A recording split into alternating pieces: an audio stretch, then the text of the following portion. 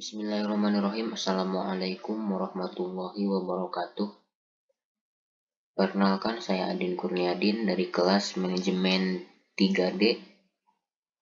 Di sini saya akan mempresentasikan tugas seminar manajemen SDM tentang bab 1 sampai bab 3 dengan judul penelitian pengaruh iklim organisasi dan kompensasi terhadap kepuasan kerja karyawan pada perusahaan Kopti Kabupaten Kuningan. Bab 1 pendahuluan. Sumber daya manusia atau SDM dalam suatu ekosistem sebuah organisasi, baik institusi maupun perusahaan, merupakan salah satu yang sangat penting dan tidak dapat diabaikan perannya. Bahkan SDM merupakan salah satu faktor penentu kesuksesan sebuah perusahaan. SDM atau manusia menjadi unsur utama dalam setiap aktivitas yang dilakukan. Berbicara mengenai SDM dalam organisasi atau perusahaan berarti kita berbicara mengenai individu yang produktif dan bekerja sebagai penggerak organisasi. Keberadaan SDM merupakan aspek pendukung secara mutlak demi berjalan dan tercapainya sebuah tujuan organisasi.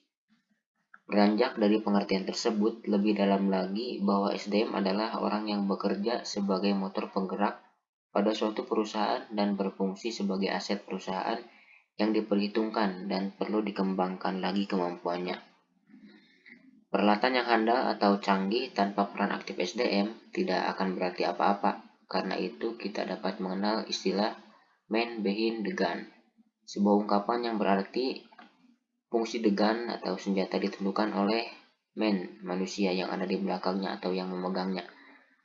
Hasibuan pada tahun 2010 menyatakan bahwa sumber daya manusia atau SDM merupakan ilmu dan seni mengatur hubungan dan peranan tenaga kerja agar efektif dan efisien, membantu terwujudnya tujuan perusahaan, karyawan, dan masyarakat.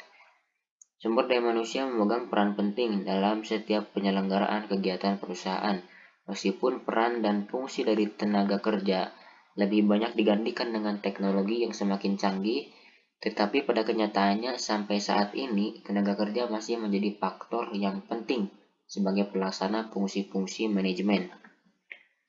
Dalam menghadapi arus globalisasi saat ini, potensi sumber daya manusia harus dapat dimanfaatkan sebaik mungkin, sehingga mampu memberikan output yang optimal. Oleh karena itu, perusahaan harus memikirkan bagaimana cara yang dapat dilakukan untuk mengembangkan karyawannya guna tercapainya tujuan perusahaan. Salah satu aspek manajemen sumber daya manusia adalah dengan mengukur kepuasan kerja karyawan. Perusahaan harus dapat memastikan bahwa kepuasan kerja karyawan ada dalam keadaan baik. Menurut Robin dan Jadgi, secara spesifik mendeskripsikan kepuasan kerja sebagai peran positif seseorang atas pekerjaannya yang diperoleh dari suatu evaluasi terkait karakteristik kepuasan itu sendiri. Perasaan positif ini identik dengan rasa bahagia dan nyaman karena harapan seseorang dari pekerjaannya telah banyak terpenuhi. Sedangkan Wexley dan Yukel berpendapat bahwa kepuasan kerja sebagai the way an employee feel about his or her job, yang artinya bahwa kepuasan kerja adalah cara bagaimana merasakan dirinya atau pekerjaannya.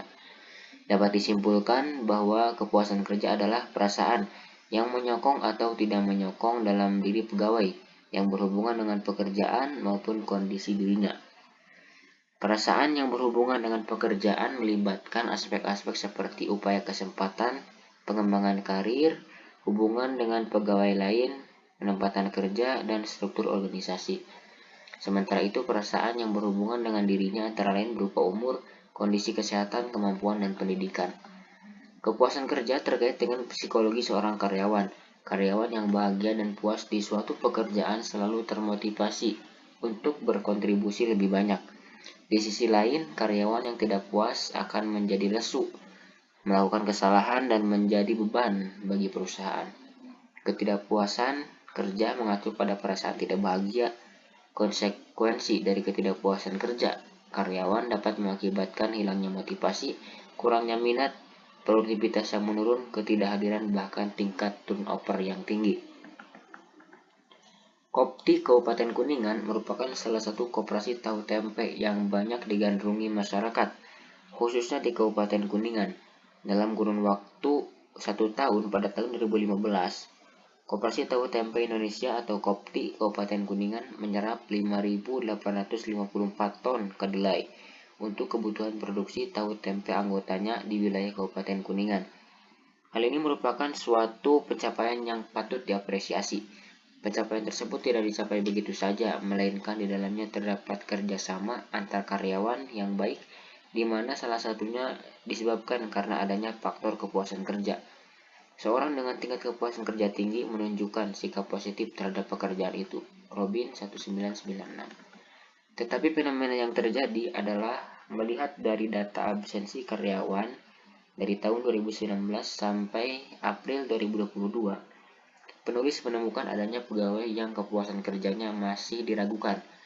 Hal ini disebabkan karena banyaknya karyawan yang sering terlambat, kemudian tingkat ketidakhadiran dengan alasan sakit selalu mengalami peningkatan setiap tahunnya, dan juga presentasi ketidakhadiran yang tidak stabil atau naik turun. Berikut ini adalah data absensi karyawan pada perusahaan Kopti Kabupaten Kuningan tahun 2019 sampai April 2022.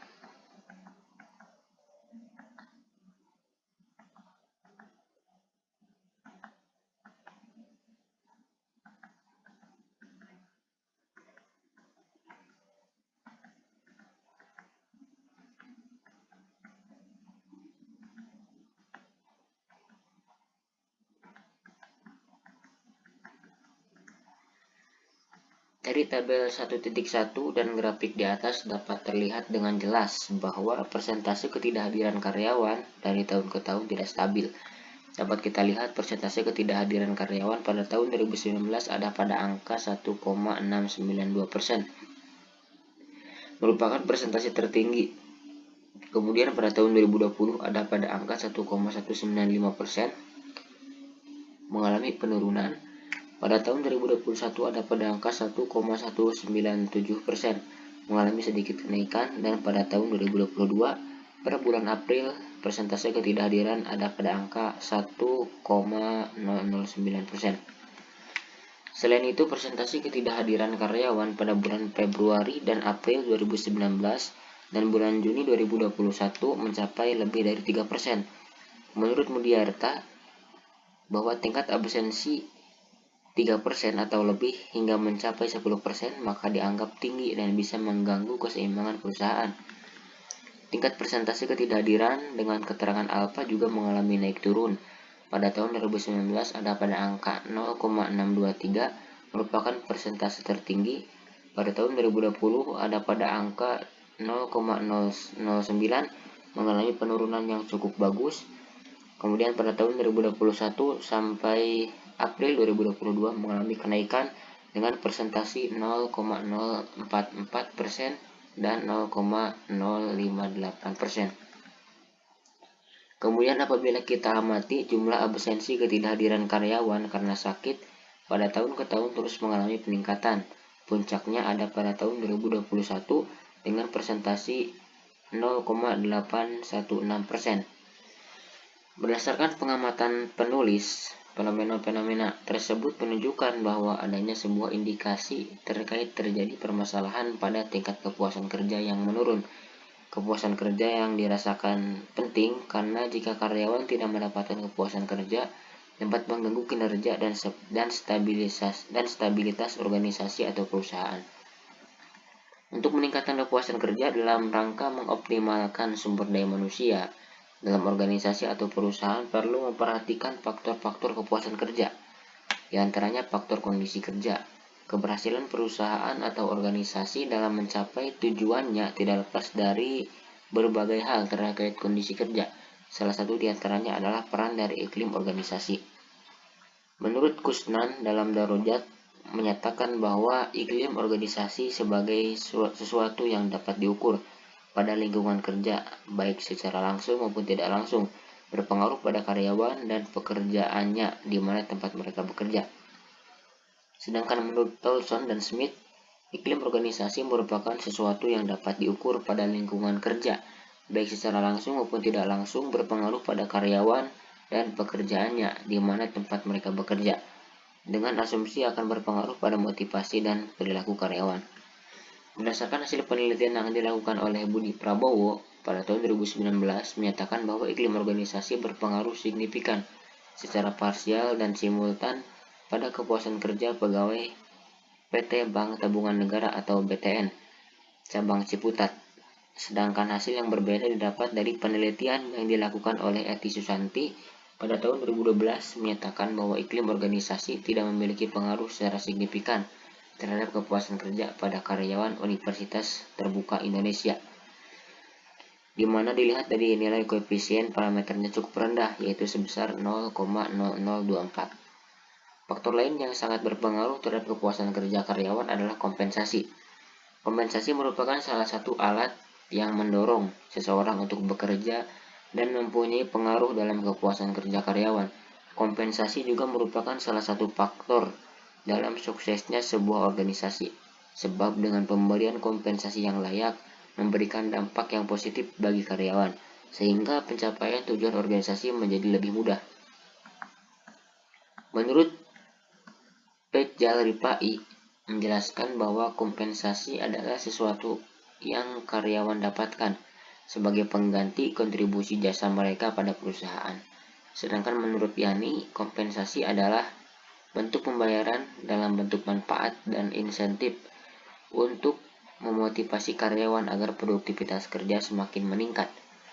Sopiandi menyatakan bahwa tujuan diadakannya pemberian kompensasi adalah untuk memberikan kepuasan kerja kepada karyawan. Artinya, apabila perusahaan memberikan kompensasi yang sesuai dengan harapan karyawan, maka akan terjadi kepuasan kerja.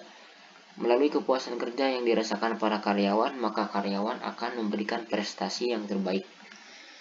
Hasil penelitian terdahulu yang dilakukan oleh Nimade Dwi Puspitawati dan kawan-kawan pada tahun 2020 menyatakan bahwa kompensasi berpengaruh positif dan signifikan terhadap kepuasan kerja pada karyawan hotel non-bintang di Kota Denpasar, Bali.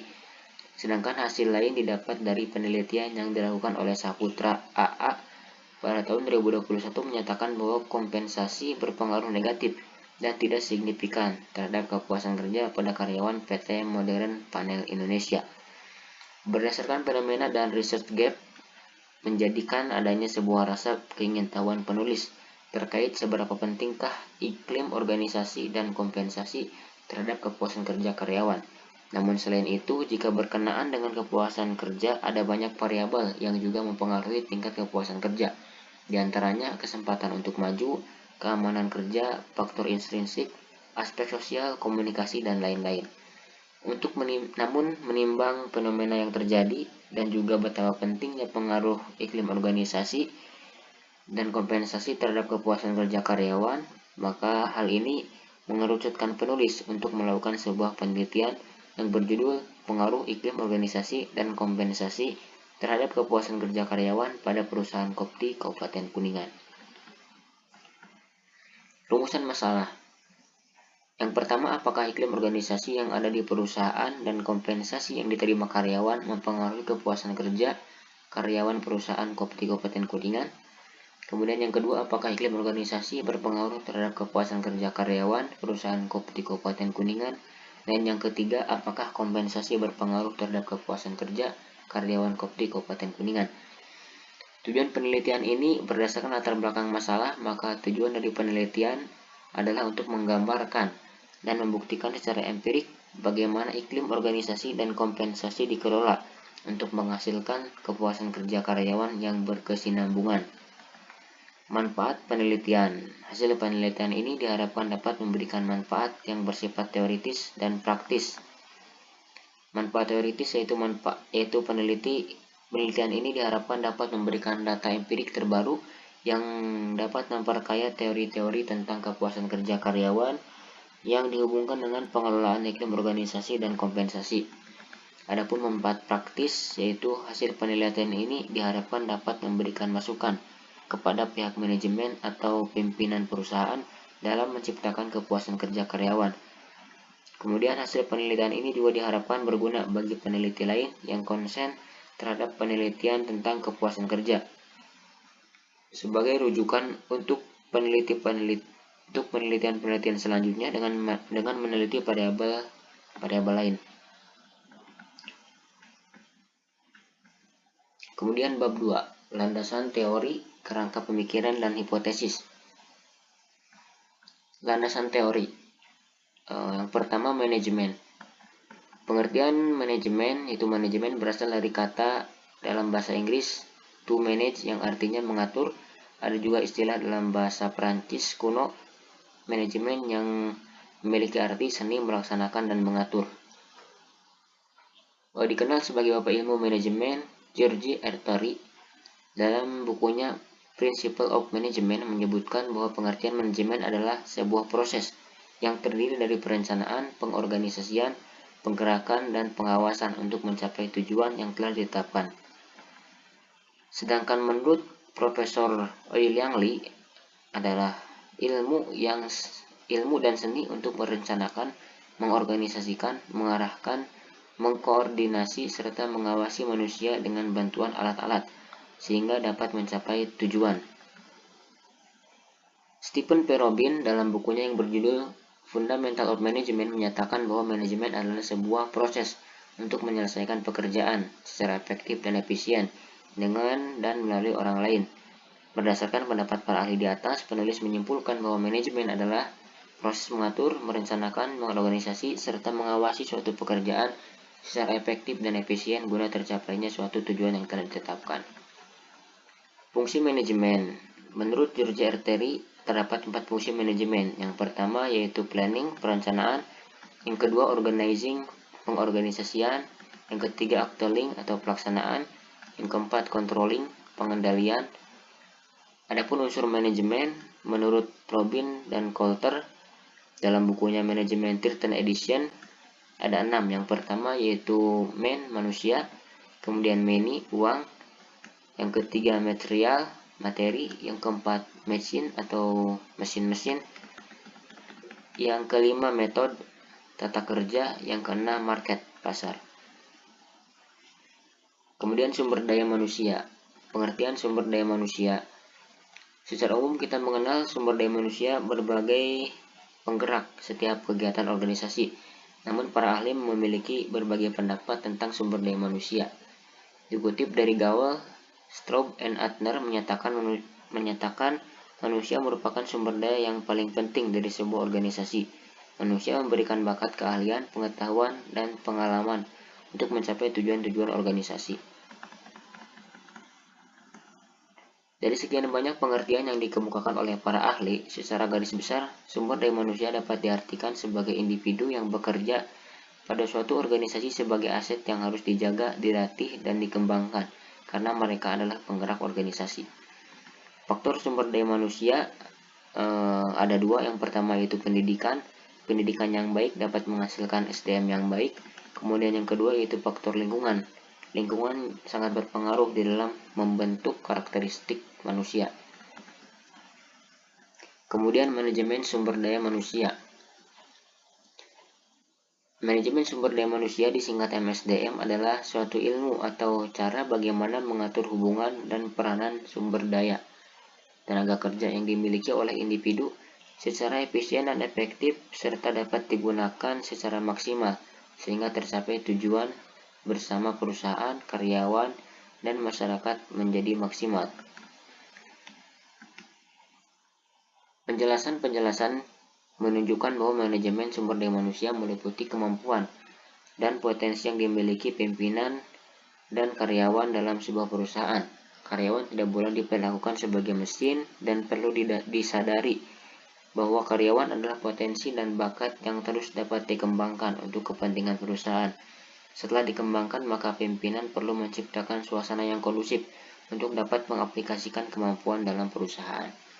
Adapun fungsi manajemen SDM menurut Hasibuan dalam R. Supomo yaitu fungsi manajemen yang pertama perencanaan, planning, yang kedua pengorganisasian, organizing, yang ketiga pengarahan, directing, yang keempat pengendalian, controlling, yang kelima pengadaan, tenaga kerja atau procurement, yang keenam pengembangan, development, yang ketujuh compensation, Yang kedelapan, pengintegrasian atau integration. Yang kesembilan, pemeliharaan atau maintenance. Dan yang ke-10, kedisiplinan, disiplin. Dan yang ke-11, pemutusan hubungan tenaga kerja atau separation. Kemudian kepuasan kerja. Kepuasan kerja adalah kondisi psikis yang menyenangkan yang dirasakan oleh pekerja atau pegawai di dalam suatu lingkungan pekerjaan atas perannya dalam organisasi dan kebutuhannya terpenuhi dengan baik. Menurut Robin dan Jadgi, secara spesifik mendeskripsikan bahwa kepuasan kerja sebagai perasaan positif seorang dalam pekerjaannya yang diperoleh dari suatu evaluasi terkait karakteristik kepuasan itu sendiri. Perasaan positif ini identik dengan rasa bahagia dan nyaman karena harapan seseorang dari pekerjaannya telah banyak terpenuhi. Dari beberapa definisi mengenai kepuasan kerja, penulis dapat menyimpulkan bahwa kepuasan kerja adalah sikap senang seseorang terhadap pekerjaannya yang dicerminkan oleh moral kerja, disiplin, prestasi kerja yang mana itu semua tercapai karena adanya faktor kebutuhan yang terpenuhi. Adapun faktor-faktor kepuasan kerja menurut Kreitner dan Kinnicki dan dalam Wibowo terdapat 5 faktor yang mempengaruhi timbulnya kepuasan kerja. Yang pertama, need fulfillment atau pemenuhan kebutuhan. Yang kedua, discrepancies, perbedaan. Yang ketiga, value attainment, pencapaian nilai. Yang keempat, equity atau keadilan. Kemudian yang kelima, dispositional atau komponen genetik komponen. Adapun dimensi dan indikator kepuasan kerja. Dimensi dan indikator kepuasan kerja. Terdapat 5 dimensi yang diformulasikan selama bertahun-tahun dan digunakan untuk mengukur kepuasan kerja. Menurut Robin dan Jadgi, kepuasan kerja memiliki 5 dimensi. Yang pertama yaitu pekerjaan itu sendiri. Pada dimensi ini indikatornya berupa pekerjaan, diberikan tugas yang menarik, kemudian kesempatan untuk belajar dan kesempatan untuk menerima tanggung jawab. Yang kedua yaitu gaji, merupakan faktor multidimensi dalam kepuasan kerja. Pada dimensi gaji, indikatornya yaitu berupa jumlah yang diberikan perusahaan sesuai dengan beban kerja dan rasa keadilan yang diberikan perusahaan sesuai dengan beban kerja. Kemudian yang ketiga yaitu kesempatan atau promosi, yaitu kesempatan untuk berkembang secara intelektual. Pada dimensi ini indikator berupa memiliki peluang untuk mendapatkan promosi, adanya rasa keadilan untuk mendapatkan promosi, dan memiliki peluang untuk memperluas keahlian. Yang keempat yaitu pengawasan, supervision, yaitu merupakan kemampuan penyelia untuk memberikan bantuan teknis dalam dukungan perilaku.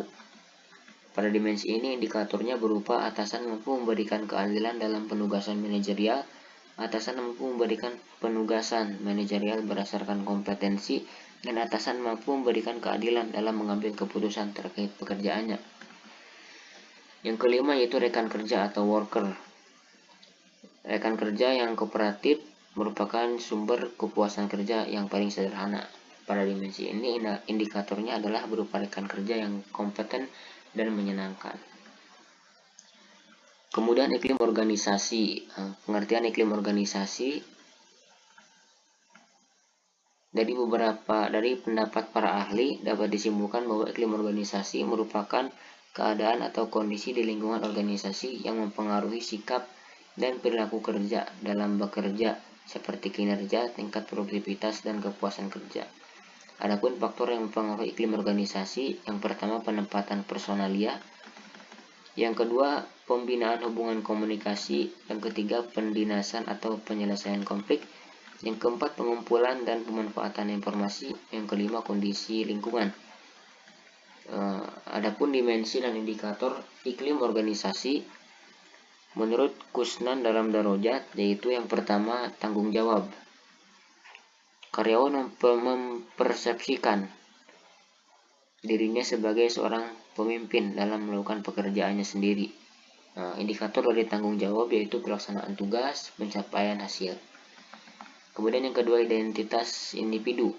Dalam organisasi, yaitu karyawan melihat dirinya merasa memiliki perusahaan serta menjadi anggota dalam sebuah tim kerja. Indikator dari identitas individu yaitu rasa bangga terhadap organisasi, merasa menjadi bagian dalam organisasi. Kemudian yang ketiga yaitu kehangatan, yaitu karyawan melihat keseluruhan persahabatan yang terbentuk dari interaksi kelompok sosial secara informal di dalam organisasi. Indikator dari kehangatan berupa interaksi antar karyawan, komunikasi yang baik di dalam perusahaan. Yang keempat, dukungan, yaitu karyawan melihat pemberian bantuan yang dilakukan berdasarkan pada hubungan timbal balik antara atasan dan karyawan. Indikator dari dukungan berupa saling membantu antar karyawan, memberikan dukungan antar karyawan.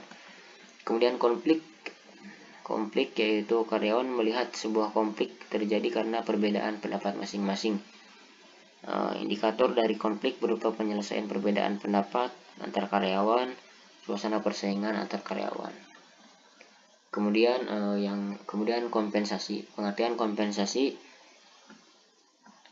berdasarkan dari beberapa pendapat para ahli dapat disimpulkan bahwa kompensasi adalah sesuatu yang diterima oleh pekerja baik secara langsung maupun tidak langsung sebagai balas jasa terhadap kontribusi yang telah diberikan kepada perusahaan. Faktor yang mempengaruhi kompensasi yang pertama yaitu penawaran dan permintaan tenaga kerja, kemudian kemampuan dan kesediaan perusahaan, serikat buruh, kemudian produktivitas kerja, pemerintah dengan undang-undang dan kepresnya, biaya hidup, posisi jabatan karyawan, pendidikan dan pengalaman karyawan, kondisi perekonomian nasional, jenis dan sifat pekerjaan. Adapun dimensi dan indikator kompensasi menurut Peja Rifai mengemukakan bahwa terdapat dua dimensi dan indikator kompensasi.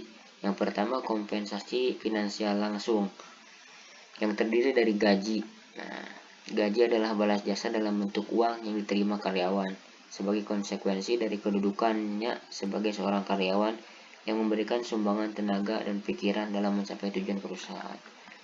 Kemudian yang kedua yaitu bonus. Bonus adalah pembayaran sekaligus yang diberikan karena memenuhi sasaran kinerja atau uang yang dibayar sebagai balas jasa atas hasil kerja yang telah dilaksanakan apabila melebihi target. Kemudian insentif. Nah, insentif merupakan imbalan langsung yang dibayarkan kepada karyawan karena kinerjanya melebihi standar yang ditentukan. Kemudian ada pula kompensasi tidak langsung. Contohnya berupa fasilitas-fasilitas, kemudian asuransi, tunjangan-tunjangan, uang pensiun, dan lain-lain.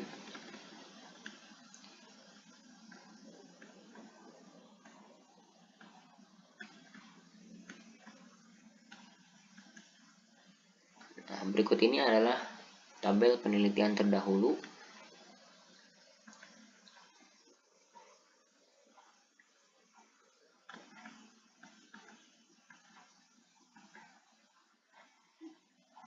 Di sini ada tabel penelitian terdahulu, 5 jurnal nasional dan 5 jurnal internasional.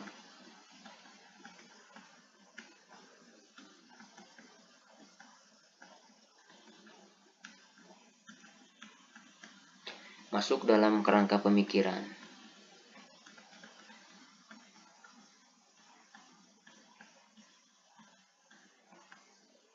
Berdasarkan penjelasan, peneliti dapat menyimpulkan bahwa iklim organisasi dan kompensasi merupakan hal penting yang dapat mempengaruhi kepuasan kerja. Kepuasan kerja akan tercipta apabila individu telah merasa puas terhadap apa yang diharapkan dari pekerjaannya dan yang diterimanya. Maka dapat disusun suatu model pemikiran dengan pemikiran teoritis yang menunjukkan bahwa pengaruh iklim organisasi dan kompensasi terhadap kepuasan kerja karyawan. Berdasarkan pemaparan tersebut, dapat digambarkan model penelitian sebagai berikut. Iklim organisasi sebagai variabel X1 mempengaruhi kepuasan kerja. Di sini berarti H1, hipotesis 1. Kemudian bagaimana kompensasi sebagai variabel X2 mempengaruhi kepuasan kerja. Sini hipotesis 2 dan hipotesis 3, pengaruh iklim organisasi dan kompensasi terhadap kepuasan kerja.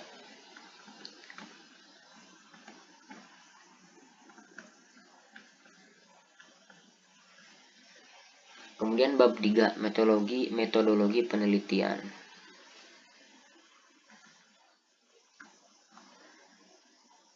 Sugiono menjelaskan bahwa metode penelitian pada dasarnya berupa cara ilmiah untuk mendapat data dengan tujuan dan kegunaan tertentu. Dalam penelitian ini, penulis menggunakan metode kuantitatif. Menurut Sugiono, metode penelitian kuantitatif adalah metode penelitian yang digunakan untuk meneliti pada populasi atau sampel tertentu. Pengumpulan data menggunakan instrumen penelitian, analisis data bersifat kuantitatif, statistik dengan tujuan untuk menguji hipotesis yang telah ditetapkan.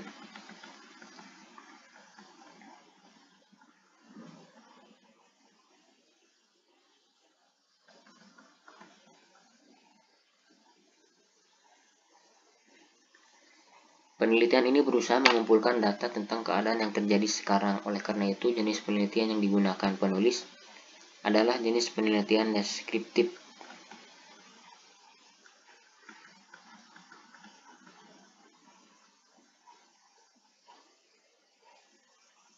Teknik pengumpulan data yang digunakan adalah melalui kuesioner atau angket yang berisi seperangkat pertanyaan atau pernyataan yang sesuai dengan tema dan judul penelitian, lalu akan diberikan peneliti kepada responden untuk kemudian diisi dengan jawaban yang paling tepat menurut responden.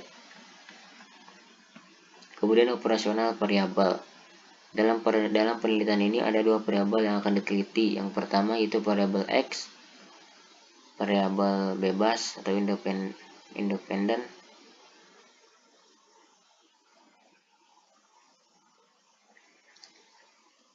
Dalam penelitian ini yaitu iklim organisasi sebagai variabel bebas dan kompensasi. Kemudian variabel Y sebagai variabel terikat. Dalam penelitian ini variabel terikat yaitu kepuasan kerja.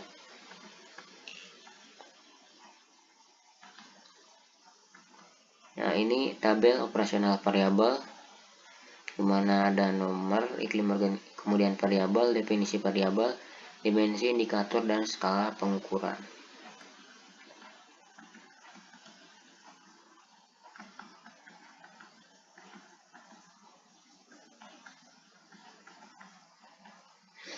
Populasi dan sampel.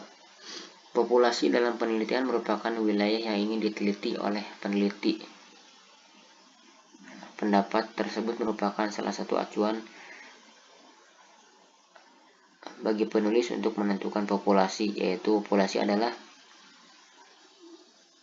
wilayah generalisasi yang terdiri atas objek atau subjek yang mempunyai kualitas dan karakteristik tertentu yang ditetapkan oleh peneliti untuk dipelajari dan kemudian ditarik kesimpulannya. Dalam penelitian ini, populasi mengacu pada seluruh karyawan perusahaan Kopti Kabupaten Kuningan yang berjumlah 33 orang. Kemudian sampel. Sampel menurut Sugiono yaitu bagian jumlah dan karakteristik yang dimiliki oleh populasi tersebut. Sampel adalah bagian populasi yang telah terpilih serta memenuhi syarat untuk dijadikan objek penelitian. Untuk mendapatkan ukuran sampel, penulis menggunakan pendapat Rescoe yang dikutip dalam Uma Sekaran, yakni ukuran sampel lebih dari 30 dan kurang dari 500 adalah tepat untuk kebanyakan penelitian. Berdasarkan pendapat tersebut, dikarenakan jumlah populasi karyawan pada perusahaan Kopti Kabupaten Kuningan pada tahun 2022 hanya berjumlah 33 orang, maka penulis memutuskan untuk melakukan penelitian sampel jenuh atau sampel seluruh populasi dengan jumlah responden sebanyak 33 orang. Kemudian data dan teknik pengumpulan data. Pengumpulan data. pengumpulan data primer dalam penelitian ini dengan cara menyebar kuesioner kepada pihak yang bersangkutan. Kemudian teknik pengumpulan data.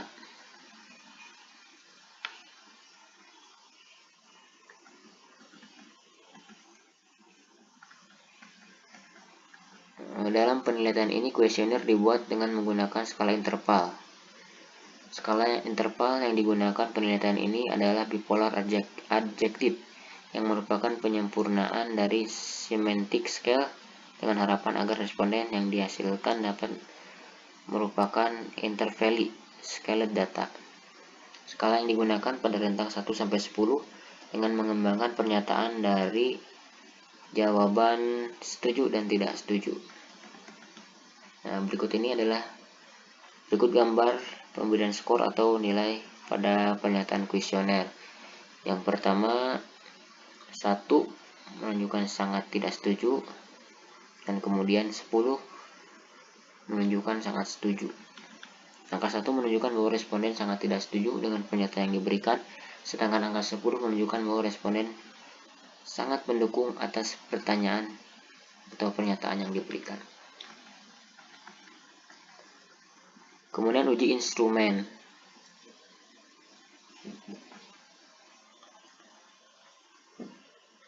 Instrumen penelitian adalah suatu alat pengumpul data yang digunakan untuk mengukur fenomena alam maupun sosial yang diamati.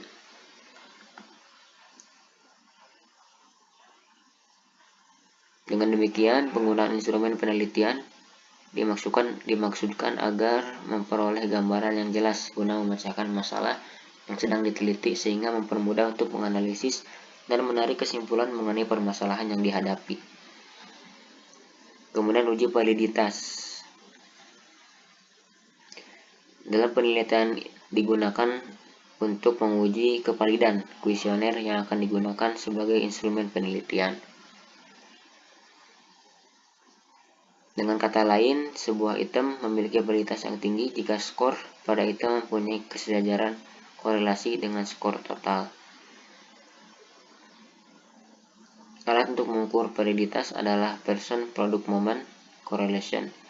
Rumus dasar statistik person-product moment correlation adalah sebagai berikut ini.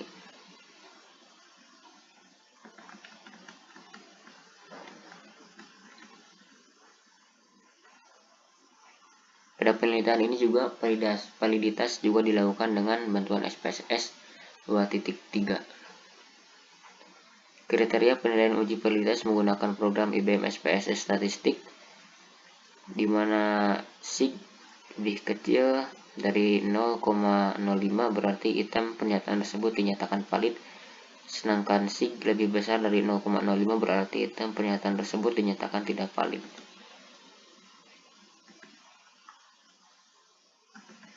Kemudian uji reliabilitas. Suatu kuesioner dinyatakan reliable atau handal jika jawaban seseorang terhadap pernyataan adalah konsisten atau stabil dari waktu ke waktu. Pengukuran reliabilitas penelitian ini dilakukan dengan uji statistik Kloban alpha. Rumusnya sebagai berikut. Ini adalah rumus dasar alpha Cronbach untuk perhitungan secara manual.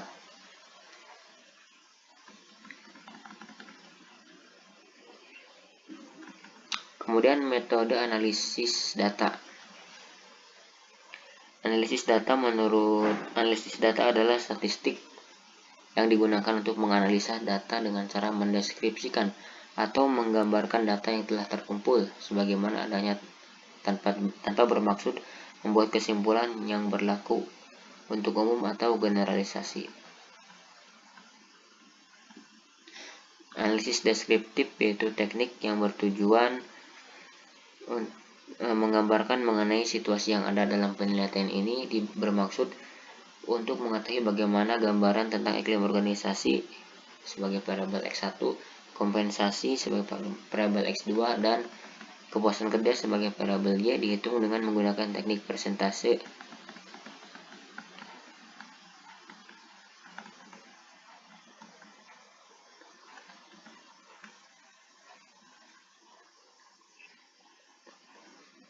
Persentase ideal yaitu 100% dibagi 3 sama dengan 33,33%. Jadi nilai 33,33% dijadikan interval untuk menentukan tingkat rendah, sedang, dan tinggi. Daerah rendah pada interval yaitu 0% sampai 33%, daerah sedang pada interval 34% sampai 67%, dan daerah tinggi pada interval 68% sampai 100%.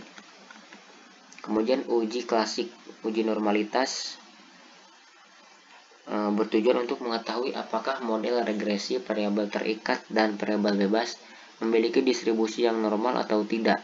Model regresi yang baik harus mempunyai distribusi normal atau mendekati normal.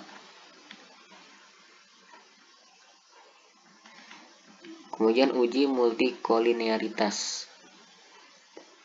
adalah keadaan di mana antara dua variabel independen atau lebih pada model regresi terjadi hubungan linear yang sempurna atau mendekati sempurna.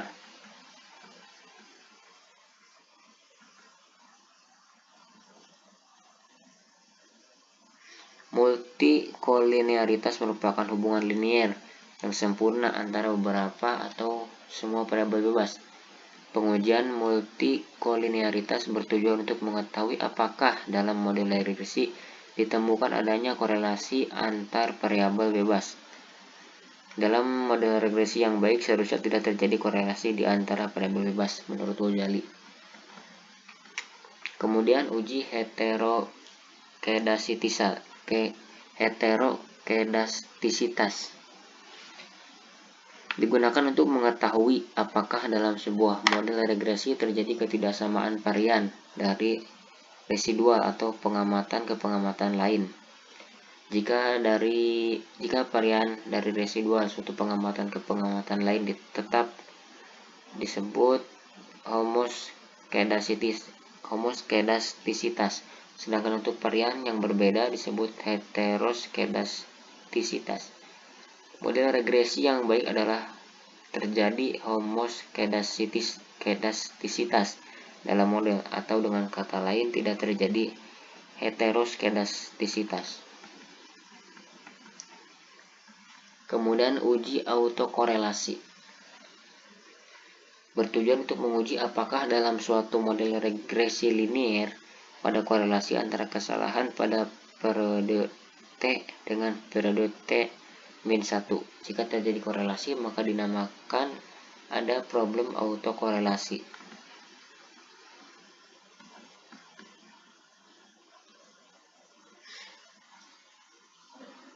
Autokorelasi muncul karena observasi yang berurutan sepanjang waktu berkaitan satu sama lain. Untuk menguji ada tidaknya gejala autokorelasi dapat dideteksi dengan uji Darwin-Waston.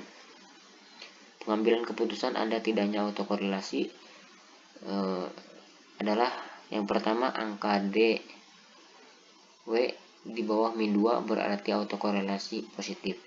Kemudian apabila angka D W antara min 2 sampai plus 2 berarti tidak ada autokorelasi. Dan apabila angka D W di atas plus 2 berarti ada pada autokorelasi negatif. Kemudian analisis statistik. Analisis regresi linear berganda adalah suatu analisis yang digunakan untuk mengukur pengaruh variabel tetap terhadap variabel terikat. Jika pengukuran pengaruh melibatkan dua atau lebih variabel bebas dan satu variabel terikat, maka dinamakan analisis regresi berganda atau majemuk. Kemudian analisis koefisien determina atau R pangkat. Pada intinya mengukur seberapa jauh kemampuan model dalam menerangkan variasi variabel terikat. Nilai koefisien determinasi adalah antara 0 dan 1 apabila nilai R pangkat kecil berarti kemampuan variabel bebas dalam menjalankan variasi variabel terikat sangat terbatas. Nilai yang mendekati 1 berarti variabel bebas memberikan hampir semua informasi yang dibutuhkan untuk memprediksi variasi variabel tersebut. Kemudian analisis uji hipotesis atau uji T. Hipotesis merupakan suatu perumusan sementara mengenai suatu hal yang dibuat untuk menjelaskan hal, dan juga dapat menuntun atau mengarahkan penyelidikan selanjutnya. Uji T ini untuk mengetahui apakah ada pengaruh dari masing-masing variabel independen terhadap variabel dependen.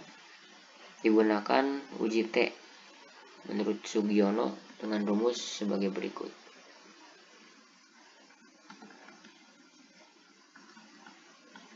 Kemudian selain uji T ada juga uji F, uji signifikan simultan.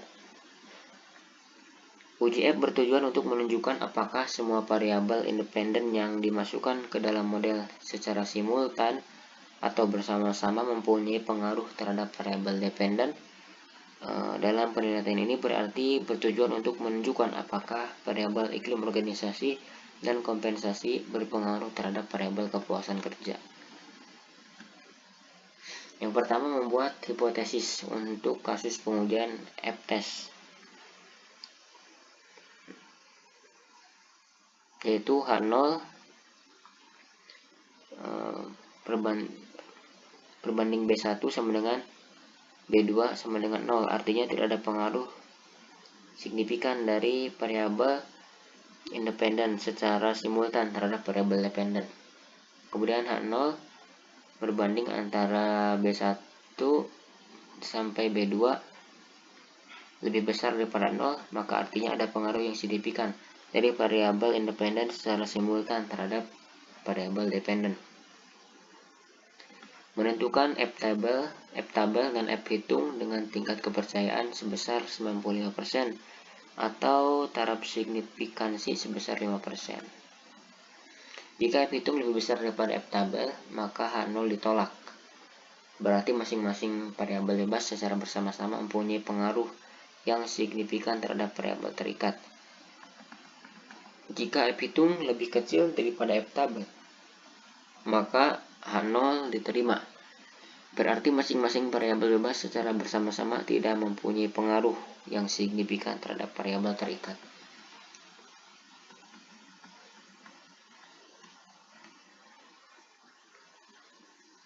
Uji F dapat diketahui melalui tingkat signifikansi yang digunakan yaitu sebesar 5% dengan derajat kebebasan dx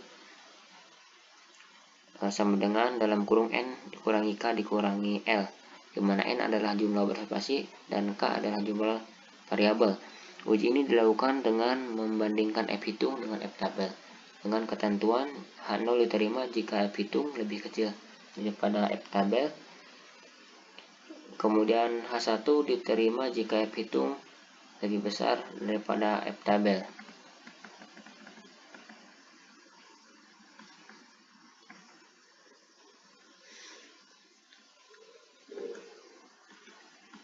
Kemudian ini merupakan contoh dari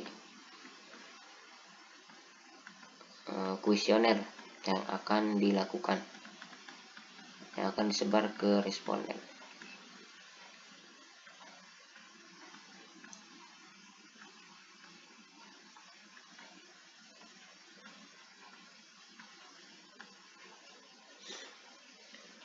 Mungkin itu saja yang dapat saya sampaikan, kurang lebihnya mohon maaf.